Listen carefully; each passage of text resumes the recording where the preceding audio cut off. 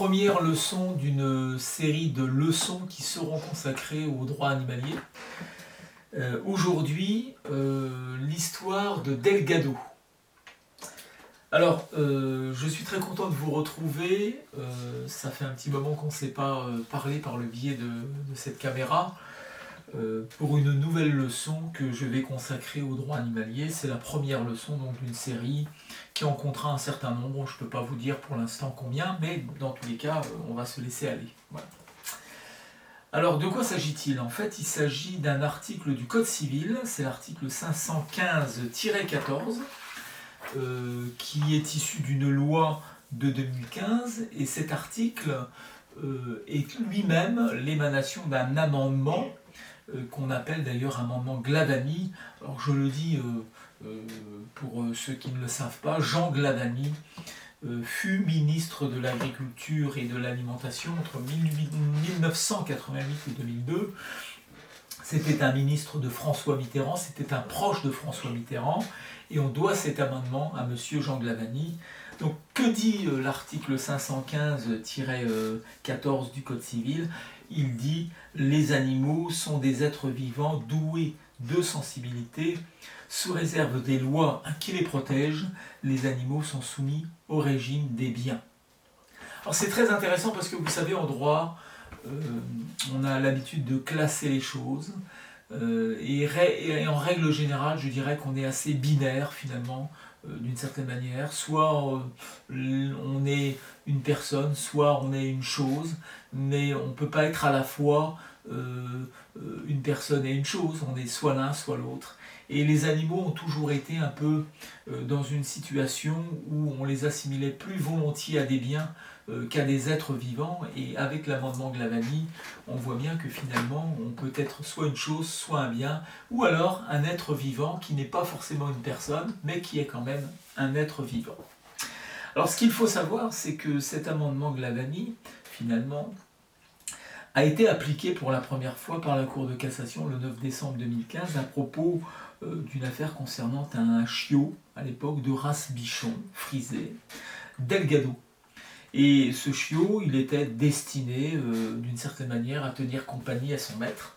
C'était un peu sa vocation première, je dirais. Et il a été acquis par une dame qui l'a acheté auprès d'un professionnel qui vendait des bichons frisés en pure race, d'une certaine manière. Elle l'avait acheté pour 800 € à l'époque. Et il s'est avéré, après quelques mois, que ce petit chiot était atteint d'une cataracte congénitale qui allait le rendre aveugle si on ne procédait pas à une intervention chirurgicale des deux yeux d'ailleurs. Bon. Alors après plusieurs semaines, on s'est rendu compte que l'intervention chirurgicale coûterait finalement 2400 €, c'est-à-dire grosso modo 3 fois quand même le prix du chiot. Et donc cette dame est retournée voir le vendeur en lui disant « Bah écoutez, vous m'avez vendu un chiot, certes, mais en même temps, remarquez comme moi que ce chiot que j'ai acheté va devenir aveugle dans quelques semaines si on ne procède pas à l'intervention chirurgicale. » Alors ce qui est très intéressant, c'est que on va alors invoquer un article du Code de la consommation, l'article L211-9 du Code de la consommation, qui précise que dans ces hypothèses-là, si vous voulez, quand il y a défaut de conformité, entre guillemets, de la chose achetée, on peut choisir entre deux options, soit réparer la chose, soit la remplacer. Mais ce même article précise que le vendeur, lorsqu'il considère que la réparation serait trop élevée au niveau du prix par rapport au remplacement, peut imposer à l'acheteur de remplacer la chose. Et c'est pour cette raison d'ailleurs que notre vendeur de chiots va demander à l'acheteuse finalement d'accepter le remplacement de son chiot par un autre chiot de même race évidemment, ce qu'elle va refuser.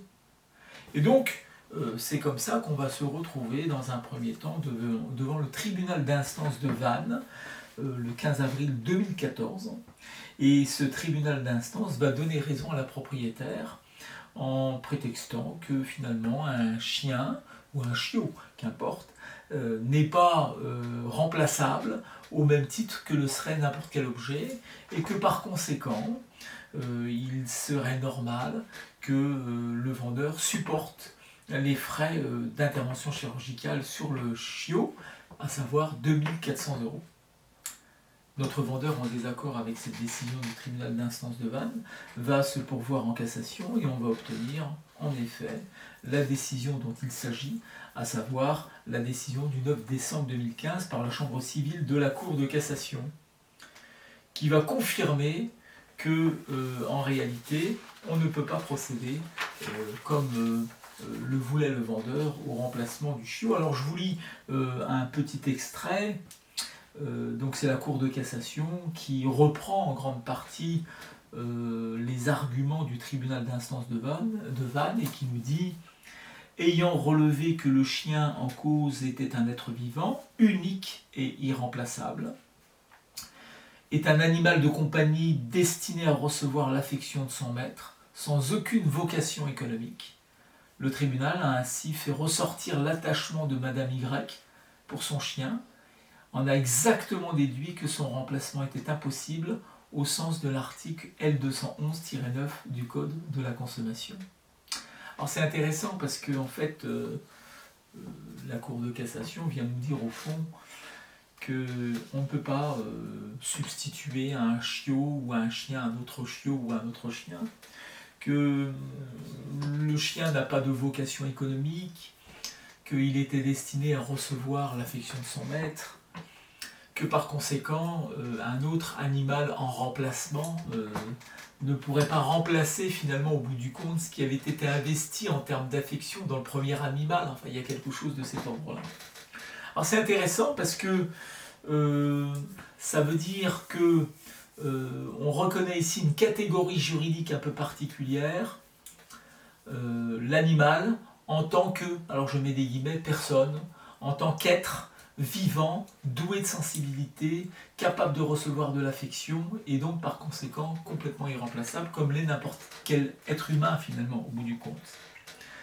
Alors je fais un parallèle quand même avec une jurisprudence antérieure du 16 janvier 1962, donc une jurisprudence qui remonte déjà à 59 ans.